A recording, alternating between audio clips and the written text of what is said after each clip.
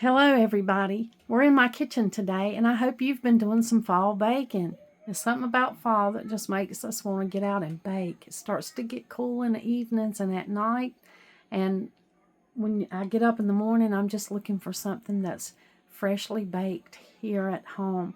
So I thought I'd bring you with me today and show you what I'm going to bake. I'm going to bake the world's best apple cake. Now I have shared this recipe before. I actually have a video that says world's best apple cake. This is my brother's name. This is what I got up here because he loves this cake. His birthday is in October and he always wants me to make this cake. And if you want to, feel free to screenshot this cake, but it is the world's best apple cake. It's a family recipe of ours. It's been in the family. It's what our family loves. It's something we make every autumn. Well, I make it often, not just in autumn, but in autumn for sure. Now, I've shared with you before how I love to use apples. I love to make apples recipes in autumn because it's not just about pumpkins. We always ate a lot of apples. Now, I have peeled a bunch of apples here, and I've got them chopped up. It's about 4 cups of apples, but I may have more than 4 cups here. I think I'm going to double the recipe today, so it'll be a little more than what just one recipe, but you feel free to make only one recipe if that's what you would like. I am going to double the recipe because I not only like to make one for myself, but I also like to make one and give away. Now I've got 2 9x11 pans here. These are the disposable pans because if I take one to a friend's house, I don't want to have to worry about getting the pan back or anything. I want it to be as enjoyable as possible, and if I take it in this, I won't have to worry. I'm going to go ahead and spray coat these pans.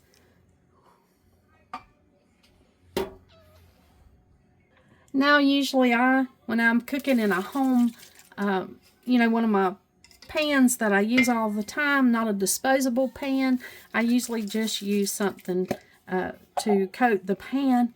But I'm going to use this all-purpose food release. I'm going to use this in my pan just to make it easier on myself today.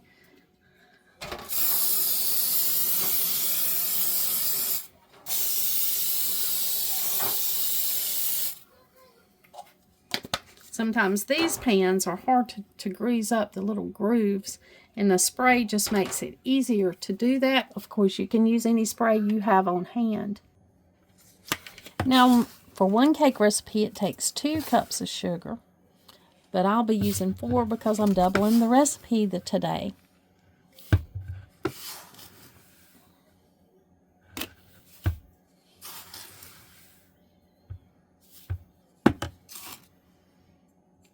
Now I'm going to take the sugar. I've got my 8 cups of apples in here, and I'm going to take my 4 cups of sugar and I'm going to put it right over my apples. Now the recipe says to let this set for about a half an hour. You want to put this sugar over these apples and let them stand.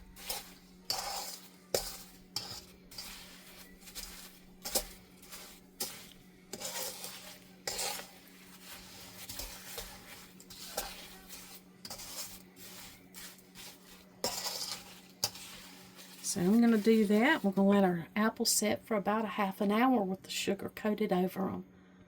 Now that our sugar has set in our apples for about a half an hour, I'm going to go ahead and add the other ingredients. I'm going to go ahead and add the eggs.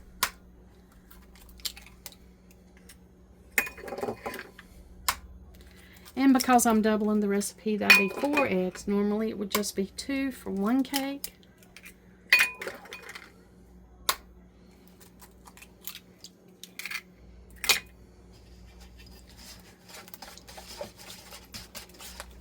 I'm just going to beat those eggs right in with the sugar and the apples.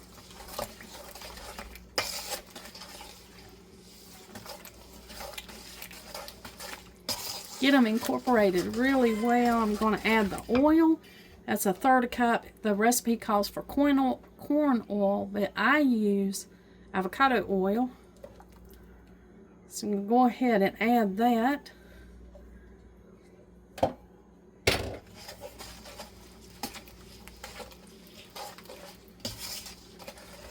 and the vanilla flavoring.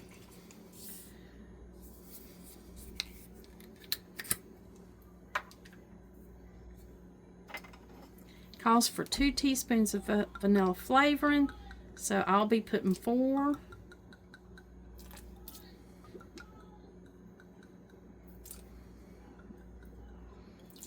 And if we get a little bit more, it's not going to hurt anything. It'll be delicious.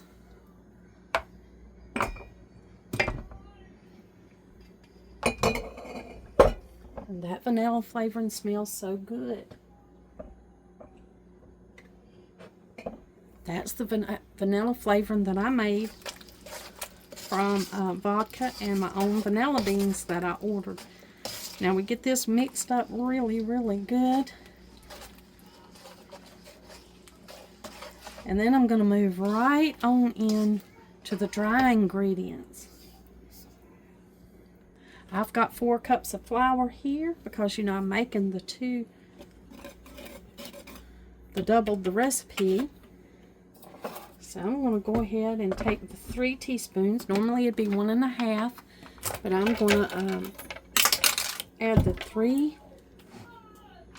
teaspoons of baking powder, or baking soda. I'm sorry, it's baking soda.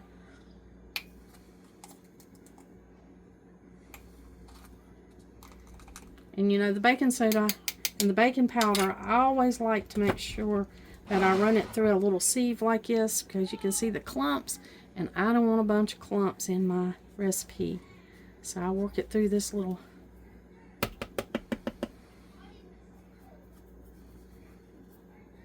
strainer there, and then I don't have to worry about that. Okay, we want 3 teaspoons of cinnamon, because it would normally just be 1.5.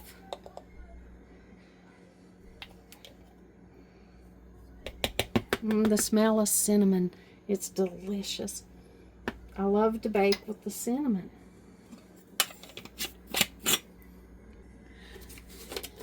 It's going to take 1 teaspoon of nutmeg. I like to make sure the nutmeg's not clumped up either. To me, nutmeg is a pretty strong spice. It's not something you want to get a whole chunk of in your cake, your finished product. We're going to need 2 teaspoons of salt.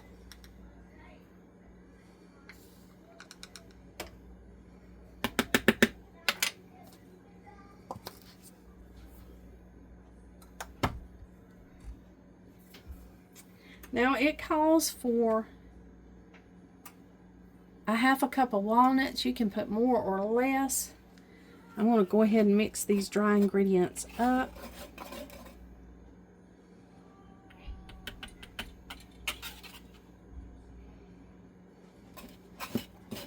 Mix them up before I put them in with the wet ingredients, and then everything will be good and mixed.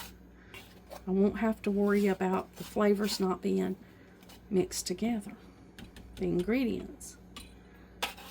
You know, if you put it in the wet ingredients separately, you may have like patches of cinnamon or nutmeg here or there, or maybe the baking soda won't incorporate well.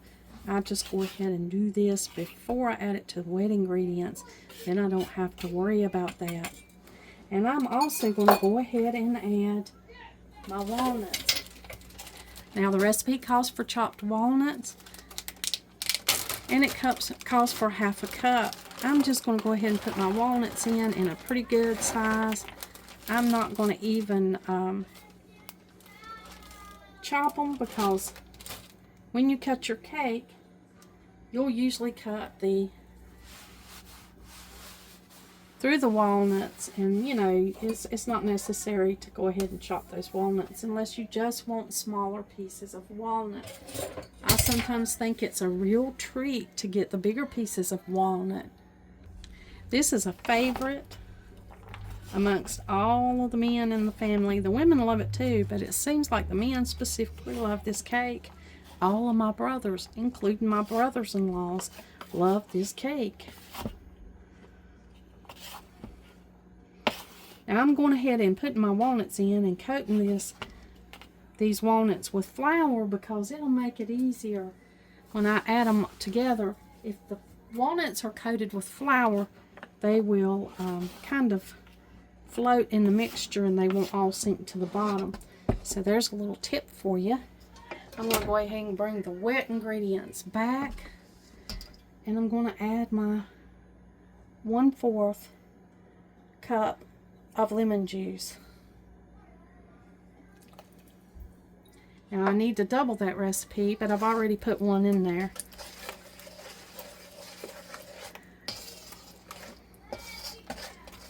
Now we got all the wet ingredients here.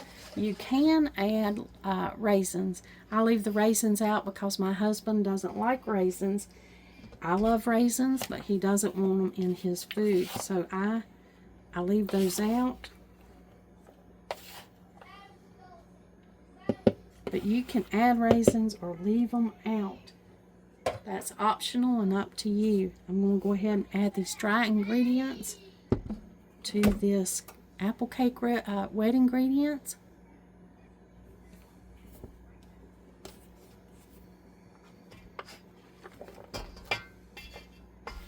You can add it as slow, as quickly as you want to add it. I usually just go ahead and get it on in there and combine it and get it ready for the pans.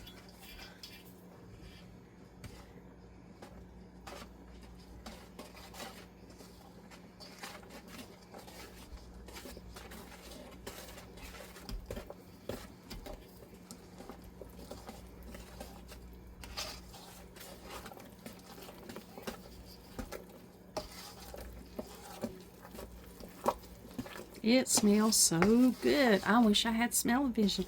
I would love to share the smell with you, but I know when you make the apple cake for yourself, you'll get to smell it. It smells delicious, and it smells like fall. If fall had a smell other than the beautiful leaves. Dried leaves have their own unique smell that's fall too, don't they? But as far as cooking goes, this makes an excellent fall dish. Good any time of the year, but especially fall. Now I've got my 2 pans here.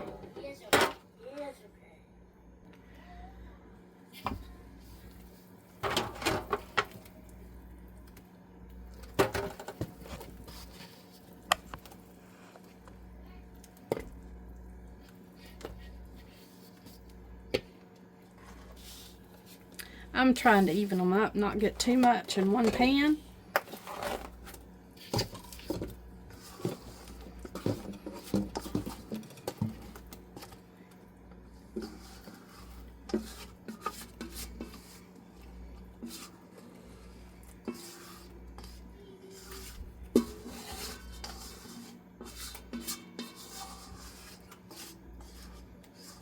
All right, so there we go.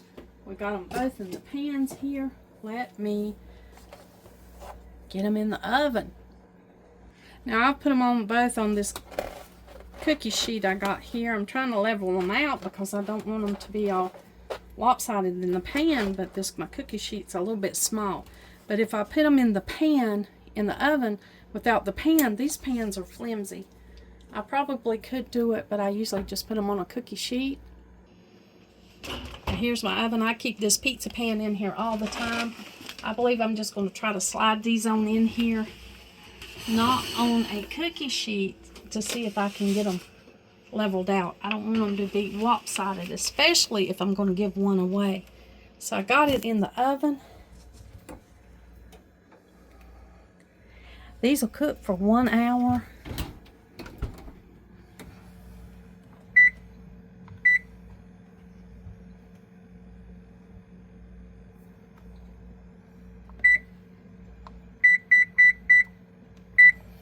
And then we'll come back and check them and see how they turn out.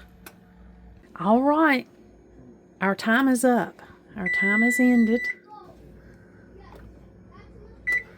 Go ahead and get our cakes out.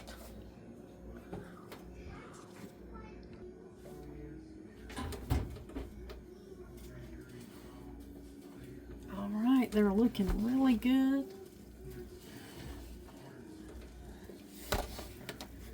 I've got to get them out and let them cool off.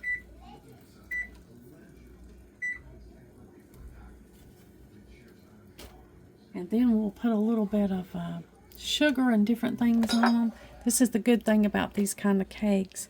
You know, you can leave them just plain as they are, or you can put a little bit of sugar and cinnamon on the top of them and make them delicious. We can spice them up a little bit. They look beautiful and they smell delicious. Okay, now the cakes are finished, and you can put a little topping on these cakes. Right here I've got the vanilla sugar that I've always told y'all about. And this is great on this particular cake right here. The sugar that's been had the vanilla bean in it for probably 3 months. It's flavored, this sugar is flavored up, and I'm just putting a little bit of that sugar on this cake. And then you might want to take just a little bit of cinnamon, not too much because you know cinnamon's stronger, and just kind of shake it over the. You can mix this together in a little bowl before you try to put it on the cake if you want to, but just add a little more of the cinnamon to it as a topping. You can't really see the cinnamon, but you can smell it and taste it. Now this one you can leave plain. You can put powdered sugar on them. If you put powdered sugar on them, they're pretty. You know, you can lay a stencil down for the holidays and put your powdered sugar on there, and it makes a really pretty cake. Now I'm going to go ahead and cut a piece and let Donald taste it. Now for people that like a whole lot of sweetness, you can even put a little bit of maple syrup over this, which makes it really good. This is a good cake to take to family gatherings, especially, you know, in October and November when you get together a lot.